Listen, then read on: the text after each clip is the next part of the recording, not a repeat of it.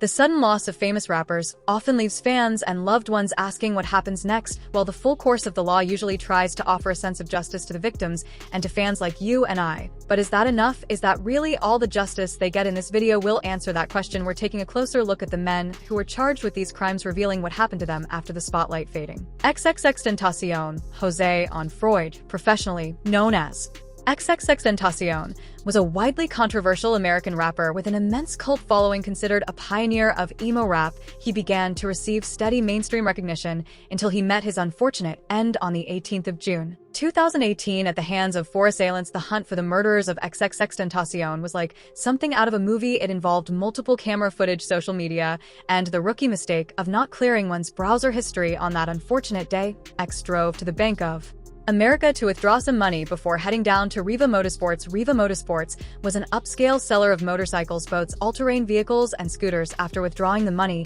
he was secretly shadowed by a dark-colored SUV containing the four eventual suspects: Dedrick Williams, Robert Allen, Michael Boatwright, and Trayvon Newsome. But these four men do not have the same role in the murder of X. They all had very specific roles to play, which contributed to their eventual prison. X got to the Riva Motorsports superstore and entered with his step-uncle Leonard Kerr. Security footage showed that Dedrick Williams and Robert Allen discreetly followed X inside the superstore and offhandedly walked right past him as he was browsing motorcycles. The footage saw them coming into the Riva superstore and purchasing two black masks. According to testimonies, Allen and Williams were aware of the fact that their faces had been caught on camera. This meant that they did not want to be directly tied to the murder, so the task of killing X was delegated to the other two, Boatwright and Newsome. About half an hour later, X left the superstore, entered his black BMW, and drove away from the store. The assailants' SUV drove in front of X's car, blocking him from exiting the dealership store, while Newsome and Boatwright stepped out of the vehicle and demanded X's belongings. A brief tussle ensued in which Boatwright and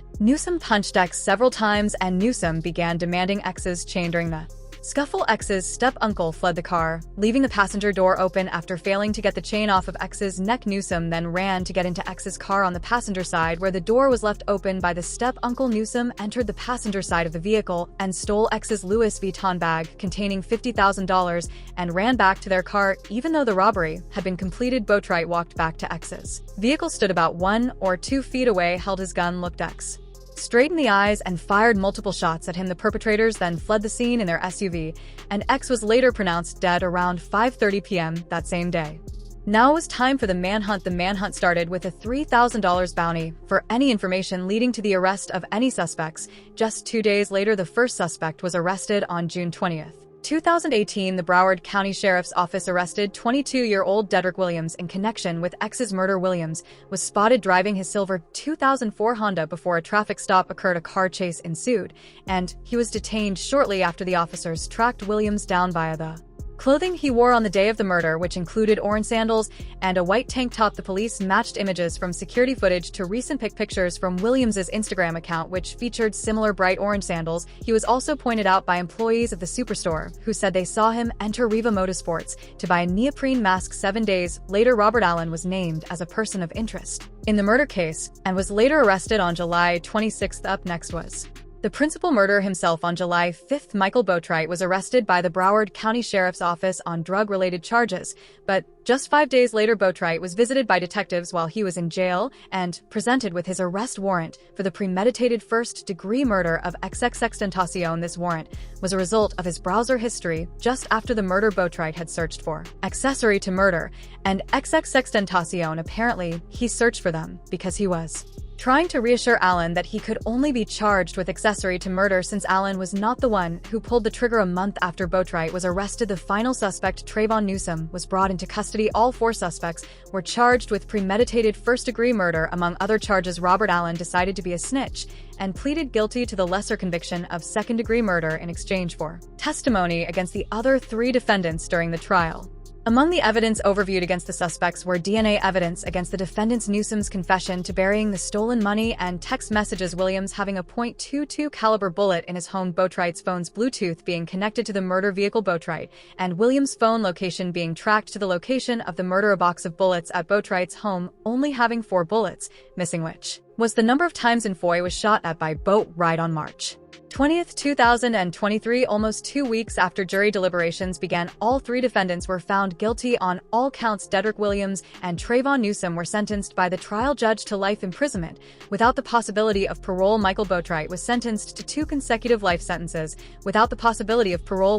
This court will sentence you to life in Florida State Prison. 1 for first-degree murder and 1 for armed robbery, and another consecutive 30 years in prison for other charges. Robert Allen, the final defendant, was sentenced to 7 years in prison with credit for 4 years, 9 months, and 21 days served, followed by 20 years of probation. Takeoff.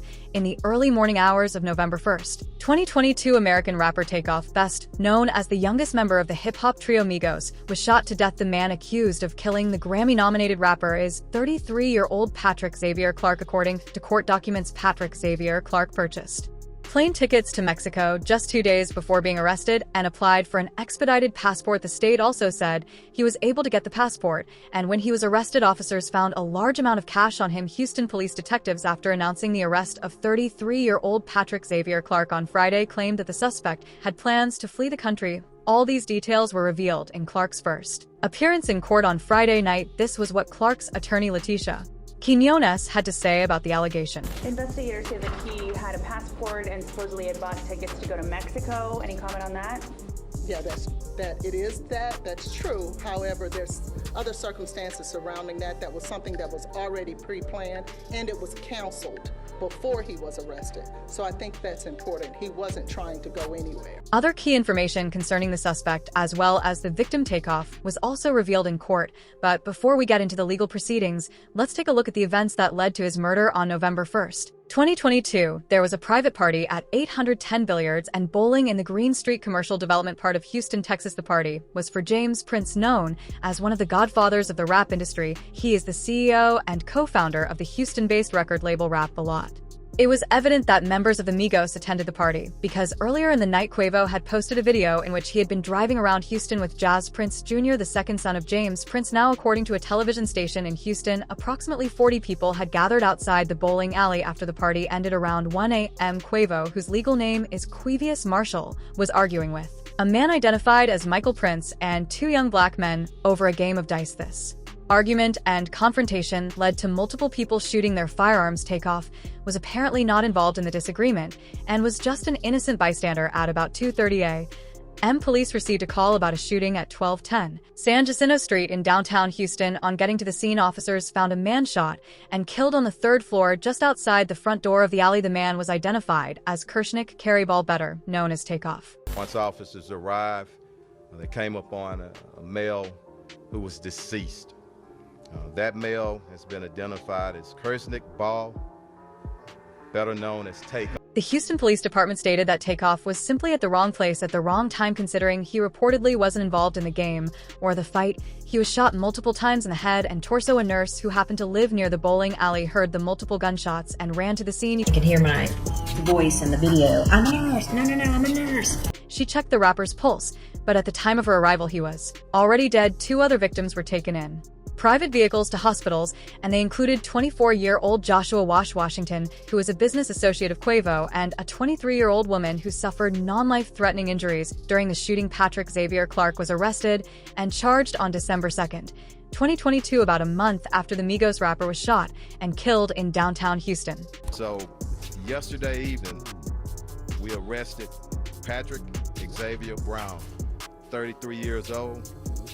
Charged with the murder of Takeoff. Clark was taken into custody on the city's east side without incident. Clark was reportedly the second person charged in connection with the shooting that took place at the bowling alley a few hours before Clark's arrest. 22-year-old Cameron Joshua was taken into custody and charged with 2 counts of felon in possession of a weapon. Officers highlighted the fact that Joshua is not alleged to have been directly involved in Takeoff's death. During the course of the arrest, Clark tried to maintain his innocence, but detectives said he had a gun in one hand and a wine bottle in another when he was caught on camera firing his weapon, and it was those bullets that allegedly struck Takeoff. Detectives said fingerprints on the wine bottle are what led them to identify Clark as the shooter. Furthermore, detectives believe Clark's gunfire killed the rapper based on the direction and trajectory he was seen firing on surveillance video. On May 26, 2023, Clark was indicted by a grand jury for the murder of Takeoff. Patrick Clark, the man accused of killing Migos rapper Takeoff, has been indicted by a Harris County grand jury on murder charges. If convicted, Clark faces between 5 years to life in prison. Clark's defense attorney Letitia Quinones-Hollins told CNN that indictment was expected. We would ask people to remember that getting an indictment requires meeting a very, very minimal standard of proof when we get inside a courtroom and in front of a jury, where we will be able to put on our evidence and cross-examine the state's witnesses, where the standard of proof is guilt beyond reasonable doubt. We expect the jury will come back with a verdict of not guilty. Clark remains under house arrest on a $1 million bond with a GPS ankle monitor. Pop Smoke Bashar Baraka Jackson, aka Pop Smoke, was one of the most iconic hip-hop artists to come out of New York in recent times, with viral bangers like Dior and Welcome to the Party. It seemed as if nothing could stop Pop Smoke from reaching the top of the rap game, but while he was on vacation in Los Angeles, he was brutally murdered in what has been frequently described as the most senseless murder in hip-hop history. We're going to go into the intricacies of this seemingly avoidable death and what happened to the assailants who are responsible for it. On February 19, 2020, Jackson was renting a house through Airbnb owned by the Real Housewives star Teddi Mellencamp and her husband Edwin Arroyo in Hollywood Hills, California. In this day and age, it can be quite convenient to track where your favorite celebrities are residing with the use of social media real estate sites. And Google Maps, celebrity locations can be pinpointed to a specific location at any given point. This is also made worse by the fact that certain celebrities, especially hot rappers, constantly display their lavish lifestyles to the public by posting their current whereabouts on Instagram or Snapchat. This was precisely what led to the death of Pop Smoke. The day before his murder, Pop Smoke and his friend Michael Duradola posted several images on social media showing off their luxurious Los Angeles vacation spot, including one in which Mellencamp's home address can be seen in the background. The rapper also posted a story on Instagram and Facebook of gifts he had received. One of the gifts from the brand Amiri showed the house's full address on the packaging, effectively giving out its location. Piecing together these clues as well as the information about the house that was publicly available, the killers were able to track the rapper down and locate the house he and his friends had a small party that night, with surveillance footage from the home showing that around 4:30 a.m., 5 hooded men, including one wearing a ski mask and carrying a handgun, broke into the house through a second-story balcony. The intruders initially encountered a woman. The woman, who was staying with the rapper at the time of the murder, testified that one of the robbers held a semi-automatic firearm to her head and said, "Shut the up, do you want to die?" At this point in time, Pop Smoke was in a show hour. She then heard a struggle coming from the shower area and heard Pop Smoke screaming. Pop Smoke ran out of the bathroom, and then she heard a loud pop and heard Pop Smoke fall to the ground. 2 other individuals then began to kick him while he was down. During the tussle, Pop was able to get up and run downstairs, but not before the woman heard 2 further gunshots. She saw Pop Smoke on the ground and screams for Michael Duradola to call 911. Hello? Hello? I'm gonna tell him to wait for LAPD. Pop Smoke was rushed to the hospital where doctors attempted surgery, but he was unable to recover from his injuries. Initially, it didn't appear that the killers made away with any valuables, which led investigators to believe that the murder was gang-related. But the more they began to investigate, the more it became harder to establish a motive for his murder. Was it a planned hit? Was it gang violence?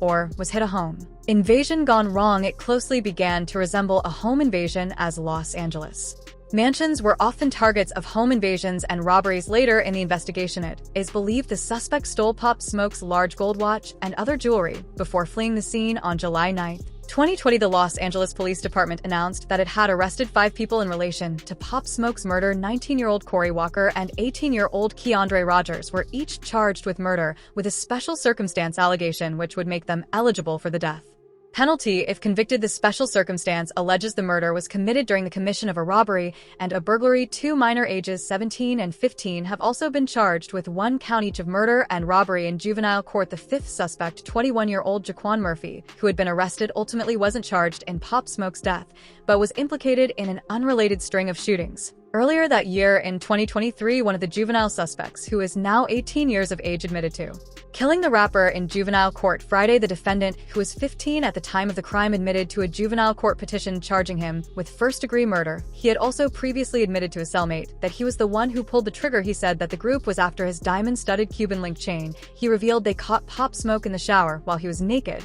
and demanded the jewelry. Then suddenly, Pop Smoke tried to rush them and get away. This prompted the juvenile to pistol whip him with a Beretta M9 and shoot him 3 times. Eventually, they only got away with his Rolex wristwatch, which they sold after the robbery for $2,000. The man is expected to be held in a state juvenile facility until he turns 25. Lil Snupe, born on July 13, 1995, is Adam Ross. Lil Snupe was a talented freestyler and one of the most promising young rappers of the early 2010s. Snupe was raised in difficult conditions primarily by his mother Denisha Chester, while his father Charlie Brown was incarcerated for most of his life.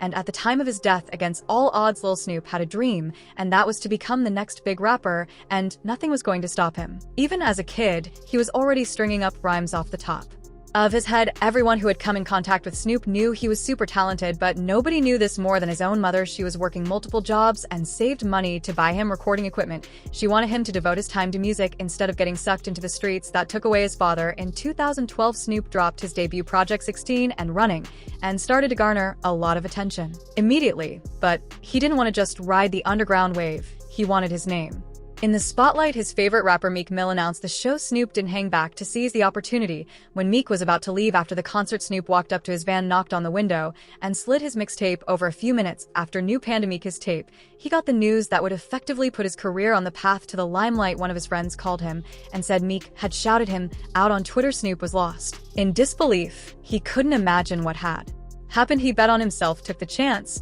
and it ended up paying off. Snupe then drove out to Meek personally, and Meek took him under his wing. Immediately, Meek Mill signed Snupe to his Dream Chasers label and started taking him around to learn the ropes and show off his mic skills. Snupe dropped his debut label project, Our Nick, and everybody was convinced that he was the next to blow up. But this seeming success story was cut abruptly short by a video game session on June 20th, 2013 at around 4 a.m. at the Maplewood Apartments in Louisiana. Lil Snupe was shot and killed. Investigators pronounced him dead on arrival after paramedics failed to revive him. According to reports, he suffered 2 gunshot wounds in the torso area. According to a statement released by Louisiana's Winfield City police, officers responded to calls of a shooting at the Maplewood Apartments at 1901 South Jones Street at approximately 4:07 a.m. It was reported that an argument broke out during a video game and culminated in the shooting death of Lil Snupe. Charles Curry, Winfield Police criminal investigator, had this to say about the incident: with further investigations, I believe he was involved in some sort of altercation that resulted from actually we're betting on video games. He also cited that the fight broke out at the apartment Holden was staying at, and a window pierced with a bullet is what remains. The 18-year-old upcoming rapper was in town visiting from Jonesboro when he was fatally shot twice in the torso during a November 2022 interview with the Boss Talk 101 podcast. Lil Snupe's mother also confirmed that the officer said that the shooting allegedly occurred after a gambling argument during a private video game session of NBA 2K in a friend's apartment 6 days after the shooting on June 26, 2013. 36-year-old Tony Holden, the alleged killer of Lil Snupe, turned himself into authorities. He was booked into the Winfield City Jail on charges of first-degree murder, armed robbery, and illegal possession of a firearm by a convicted felon on July 3, 2013. 21-year-old Edric O. Stewart, aka Lil E, was booked on charges of manslaughter in connection to Lil Snupe's murder. But according to Snupe's mother, Lil E was the one who actually pulled the trigger, not Tony Holden. 3 years after Snupe's death, Lil Snupe's mother gave her side of the story in an interview with XXL magazine. She said that during the investigation, it was discovered that the bullets that killed Snupe did not match Tony's gun, but they did match Lily's. According to her, Tony was out on bail during the time of Snupe's murder, and he turned himself in for that reason, not the fact that he was feeling bad about Snupe's death. He got 10 years for being a convicted felon with a firearm because his bullet was not the one that killed Snupe. She also stated that the charge against Lily was dropped. Edric received nothing. They dropped his charge, and he was only being charged with, I think, illegal use of a weapon in a violent crime. The judge stated which bullet it was, so it wasn't a question of who killed him, it's why is it that no one is being prosecuted for killing him. A very sad and unjustified ending to a promising career cut short. Nipsey Hussle was an American rapper, entrepreneur, and activist who popped up on the West Coast hip-hop scene in the mid-2000s with multiple mixtape releases that were met with moderate local 60. At the age of 14, Hussle left home and joined the local Rolling 60s neighborhood Crips, a subgroup of the larger Crips gang primarily based in his home neighborhood of Crenshaw. When he was 19, his father took him and his brother on a 3-month trip to Eritrea, a trip which Hussle has mentioned as being influential in becoming a community activist with an entrepreneurial spirit. Before his Grammy-nominated album, Victory Lap, Hussle had built a career with underground credentials and an A-list network of supporters such as Drake, Snoop Dogg, and Rick Ross. Hussle eventually had to move toward the mainstream. He did this by partnering with Jay-Z's Rock Nation management company. But with the mainstream success in view, he met his unfortunate end at the hands of a certain Mr. Erica Holder on the Sunday afternoon of March 31, 2019. That Sunday afternoon, according to court reports and witness testimony, Hussle arrived at the shopping plaza for an unannounced visit, as he frequently did while catching up with friends and employees in the parking lot in front of his Marathon store. He spent about 30 minutes signing autographs and posing for photos with fans. At the same time, a woman Mr. Holder was casually dating was driving him around the area just to hang out. The woman, whose identity was initially kept secret to protect her from threats and harassment, was identified at trial as Brianita Nicholson. As Holder and Nicholson stopped to get something to eat, Miss Nicholson noticed Hussle outside the store and casually stated in passing that he looked handsome. Mr. Holder did not indicate that he knew the rapper, but approached him for a brief conversation after ordering chili cheese fries at a nearby burger place. While Miss Nicholson waited in the car, there was a brief conversation between the two men, and it appeared to be casual, relaxed, and low-key. According to witness testimony, however, it included Hussle telling Mr. Holder that there were rumors going around that he had snitched or collaborated with officers of the law. John McKinney, the Los Angeles County Deputy District Attorney, stated that Hussle encouraged Mr. Holder to get the paperwork showing he had not snitched in order to clear things up. It just seemed like a regular conversation, Mr. McKinney told the jury, but obviously it wasn't. As Nipsey Hussle and Holder finished speaking, Miss Nicholson stated that she approached Hussle for a selfie, which she soon posted to Facebook. Asked if she was aware that a fight was about to occur, Miss Nicholson said, "No, I wasn't afraid at all." Upon returning to the car, Mr. Holder told her to pull into another nearby parking lot so he could eat his fries, and after taking a few bites of his food, he walked back toward Hussle's store. According to witnesses, Mr. Holder confronted the rapper and said, "You're through," as he opened fire with a gun in each hand, hitting Hussle at least 10 times, and then kicking him twice in the head. 2 others were wounded in the shooting. All 3 victims were transported to a hospital where Hussle was pronounced dead at 3:55 p.m. Hussle's death was met with numerous condolences on social media by A-list celebrities. Former President Barack Obama complimented the rapper for his work in the black community, writing in a tribute, "While most folks look at the Crenshaw neighborhood where he grew up and see only gangs, bullets, and despair, Nipsey saw potential." Rihanna posted, "This doesn't make any sense. My spirit is shaken by this. Dear God, may his spirit rest in peace, and may you grant divine comfort to all his loved ones. I'm so sorry this happened to you." Other celebrities that chimed in include Pharrell Williams, LeBron James, John Legend, and Chance the Rapper, among others. A petition was started to rename the intersection of Slauson Avenue and Crenshaw Boulevard near Hussle's store Marathon Clothing to Nipsey Hussle Square. On the day of his funeral, the council announced it was set to be renamed Aramius Nipsey Hussle as Get Him Square to honor him and his contributions to the neighborhood. But what happened to the man who was responsible for this tragedy? 2 days after the incident, Holder was arrested by the Los Angeles Police Department and was being held in solitary confinement. On May 9th, the grand jury indicted Holder on 1 count of murder, 2 counts each of attempted murder and assault with a firearm, and 1 count of possession of a firearm by a felon. After a set of postponements, the trial started in mid-June 2022. Holder's attorneys argued that he did not intend to kill Hussle, but had acted in the heat of the moment. The prosecution argued he thought about it, and he did it. That's all premeditated means. It doesn't mean he planned it for weeks. On July 6, 2022, Holder was found guilty of first-degree murder and 2 counts of attempted voluntary manslaughter.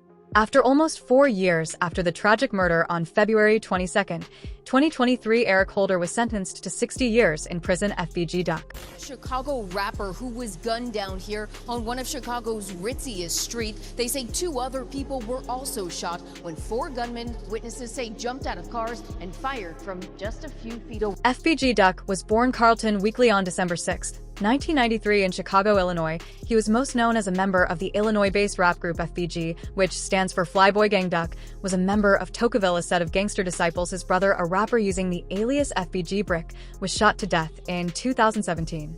His close friend, he was friends with Tuka, who was also shot and killed at a bus stop in 2011 by 2 IMB on the streets of Chirag. Family and friends dying is almost the norm. This cycle of violence has plagued the city for decades, and it was the same fate that met FBG Duck. FBG Duck was beefing with numerous rap artists, including those in Glory Boys Entertainment, GB, and ODF. Only the Family Chief Keef, the leader of GB, took a gang in multiple songs in retaliation. FBG Duck and other Flyboy Gang members made their own songs dissing Chief Keef and other Black Disciples. At the time, FBG Duck also had feuds with the late rival Black Disciples member King Von, along with the entire O-Block. It was this feud with King Von that ended his life. An informant in Chicago police custody told detectives and FBI agents that someone affiliated with the Black Disciple street gang had offered up $50,000 to anyone that killed FBG Duck and later raised the bounty to $100,000.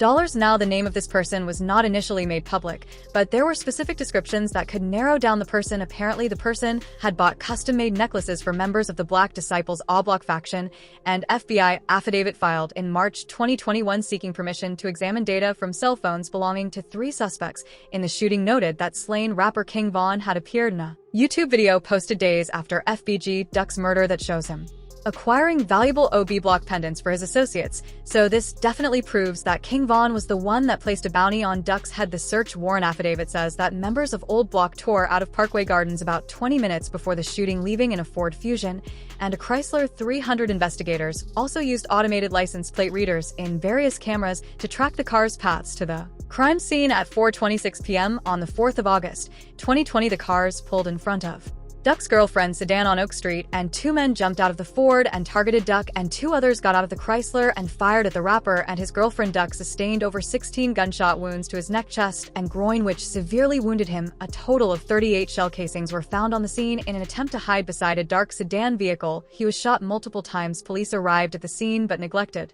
to apply pressure on Duck's wounds. He was still alive and moving. 20 minutes after the shooting, the police neglected to perform CPR, allowing Duck to bleed out. By the time paramedics finally came to the scene, it was too little too late. He had lost so much blood, his body finally collapsed on the stretcher after the first surgery. An hour later, he was pronounced dead at 5:06 p.m. If he was flown to the hospital in a more timely manner, he probably would have survived his injuries. At the time of the murder, no suspects were arrested in a federal racketeering and murder indictment in September 2021, months after King Von was gunned down in Atlanta. Prosecutors accused 5 OB Block members and associates of killing Duck. They include Muwap C. Murder C. Tang Zelmuna and Kenny Matt Zelmuna apparently committed suicide before being apprehended for the murder 2 months prior. A statement from the U.S. Attorney's Office for Northern Illinois said the 5 men who had said were members of the Old Block Street Gang publicly claimed responsibility for acts of violence in Chicago and used social media and music to increase their criminal enterprise. Right now, the case isn't looking good for the suspects. The prosecutors have stated that the murder count carries a minimum sentence of life in prison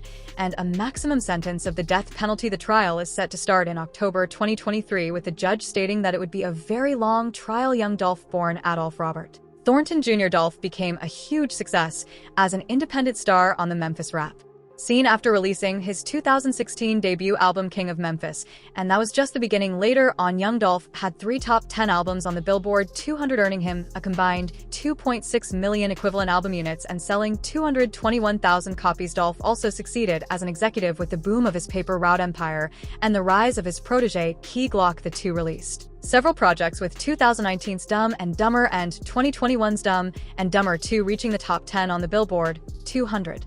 Despite his success on the artist and producer side, Dolph has seen close shaves with death, nearly losing his life several times in the past due to multiple shootings. In February 2017, more than 100 shots were fired at his SUV in Charlotte, North Carolina. He walked out unscathed and later recorded a track titled 100 Shots, detailing the incident. Later that year, Dolph was shot in Los Angeles, where he recovered from 3 gunshot wounds. Shooting at a popular tourist spot in Hollywood. Tonight, a rapper is in critical condition. The rapper's real name is Adolph Thornton. He comes out of Memphis. He is in critical condition, according to the LAPD, but not life-threatening injuries.